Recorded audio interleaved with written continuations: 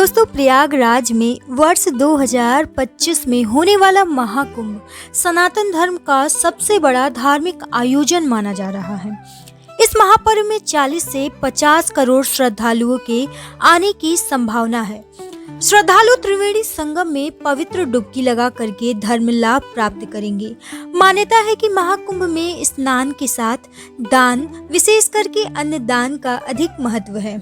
महाकुंभ में शामिल होने के लिए जब लोग पहुंचते हैं तो ठहरने के लिए इधर उधर भटकते हैं, क्योंकि मेले के मौके पर होटल कुछ अधिक ही महंगे हो जाते हैं। इसीलिए कई लोग सस्ते आश्रय या धर्मशाला में रुकना पसंद करते हैं।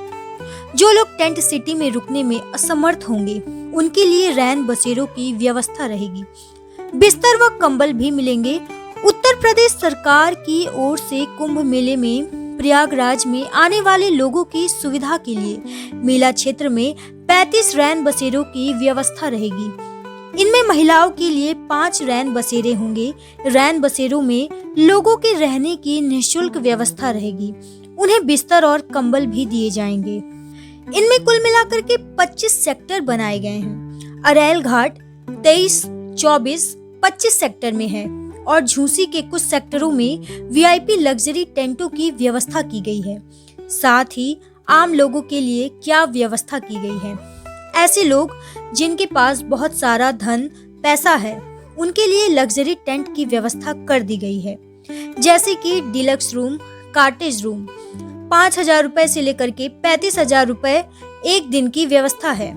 लेकिन उनके साथ आम आदमी के लिए क्या व्यवस्था की गई है, इसी संबंध में यह वीडियो है। आम आदमी के लिए सरकार उतना ही फिक्रमंद है। कुंभ मेले में कुल 25 सेक्टर हैं। इनमें से सभी सेक्टरों में 1,000 प्रतिदिन आम श्रद्धालुओं के लिए टेंट दिया जाएगा, जिसका प्राइस अभी तो फाइनल नहीं किया गया है, लेकिन यह अनुमान है कि इसका प्राइस 100 रुपए से 500 रुपए के बीच में पर नाइट रखा जाएगा। लेकिन उसके साथ यह कंडीशन भी रहेगा कि कोई श्रद्धालु 2 रात से ज्यादा देर तक नहीं रह सकता। जैसे कि आप अगर आज बुकिंग करते हैं उस टेंट में, तो आज की रात और कल की रात 2 रात आप उस टेंट में रुक सकते हैं। अगर आप चाहेंगे कि 2 दिन से ज्यादा रुक ले, तो ऐसा नहीं होगा। आप 1-2 दिन बाद फिर से उसमें एंट्री ले सकते हैं, फिर से बुकिंग कर सकते हैं, लेकिन लगातार 2 दिन से ज्यादा बुकिंग नहीं कर सकते हैं। तो इस तरह के टेंट की व्यवस्था उन लोगों के लिए है जो लोग बहुत दूर से आते हैं, 1 दिन या 2 दिन के लिए स्नान के लिए। तो जिस दिन पर आते हैं उस दिन स्नान करके ठहर जाते हैं, अगले दिन मेला घूमते हैं, उसके बाद निकल जाते हैं। इसीलिए 2 दिन रुकने की कम पैसे में व्यवस्था की जा रही है।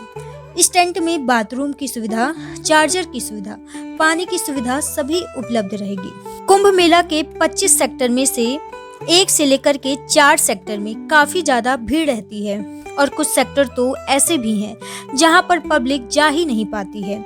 अगर शुरुआत के सेक्टर की बुकिंग हो जाती है तो ऊपर की सेक्टर में आपको जाना चाहिए, जो कि नाग वासुकी मंदिर के ऊपर पड़ते हैं। इसके बाद जो कि झूसी साइड सेक्टर गांव साइड में पड़ते हैं, उधर 11, 12, 13, 14 और 15 सेक्टर पड़ते हैं। इन सेक्टरों में भी काफी कम भीड़ रहती है।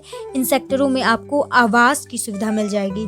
इसके बाद के जो सेक्टर हैं, जैसे कि 16, 17, 18, यह अखाड़े साइड वाले एरिया में है। इधर भी भीड़ हो जाती है। इन सभी प्रकार के टेंट में आपको बुकिंग के लिए आधार कार्ड लाना अनिवार्य है। बिना आधार कार्ड के आपको एंट्री नहीं मिलेगी। यदि आप पहले से ही बुकिंग कराना चाहेंगे तो यहाँ पहले से बुकिंग की सुविधा उपलब्ध नहीं है। जो व्यक्ति पहले आएगा वह पहले टेंट पाएगा। ऐसा नहीं है कि आप पहले से टेंट बुकिंग कर लो और स्नान के समय आओ। तत्काल टेंट की बुकिंग होगी। तत्काल सीट उपलब्ध होने पर आपको दिया जाएगा। इस तरह से 25,000 श्रद्धालु अच्छे टेंट में प्रतिदिन रह सकते हैं। जबकि ऐसी भी व्यवस्था की जा रही है कि जिनके पास पैसे नहीं है वह निःशुल्क फ्री रैन बसेरे में रह सकते हैं।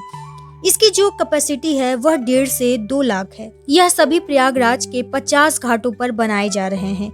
इसके अलावा भी श्रद्धालुओं के रहने के लिए स्टेशनों पर व्यवस्था की जा रही है। विभिन्न स्टेशनों पर रैन बसेरे बनाए जा रहे हैं। इस तरीके से अगर देखा जाए तो लगभग 4 से 4.5 लाख श्रद्धालुओं के रुकने की व्यवस्था सरकार के द्वारा की जा रही है।